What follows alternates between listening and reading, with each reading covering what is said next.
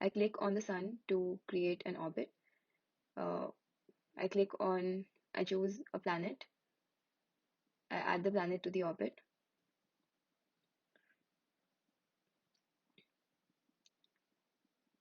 Now I add all three planets to the orbit.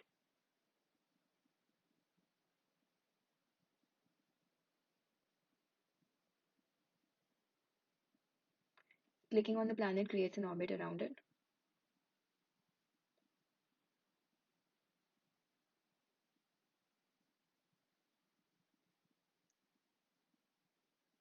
The selected planet is highlighted. Now I can select, we can toggle the visibility of the orbits using the buttons on the screen. Now we can select any of the moons and place them in one of the orbits around any of the planets.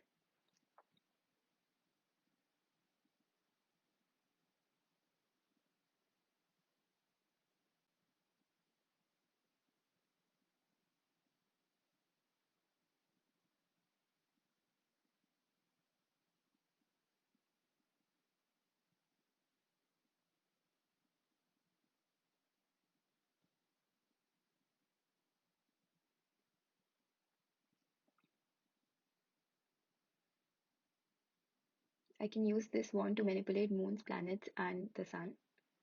Clicking on a moon will select the moon and turn it red. Now I have options to rotate, scale, or delete it. Rotating will not be visible because it's a sphere and we can't tell if it's rotating. Scaling, based on the position of the wand, the moon will start scaling up or down. And I can delete the moon once I'm done if I want to. We have these options for 30 seconds and we can select any other object after the 30 seconds. Now I can select a planet.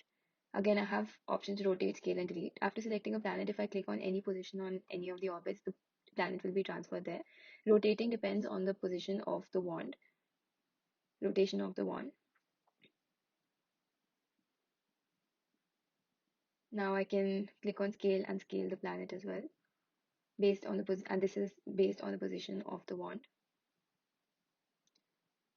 I can select the planet again and delete it. This is the wand for manipulating orbits, and this uses the virtual pointer concept. After selecting an orbit, we have four options: rotating the orbit, scaling it across x-axis, across y-axis, and deleting the orbit. Right now, we're rotating the orbit. If I click on scale orbit across y, we can scale the orbit across y-axis. Now we can scale the orbit around across the x-axis. Selecting the orbit, and now we can delete the orbit. Right now we're changing the scale of the orbit.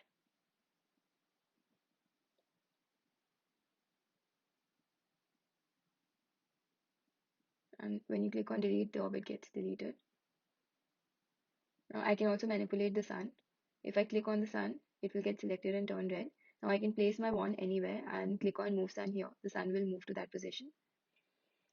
While rotating, the rotation is taken from the wand's rotation.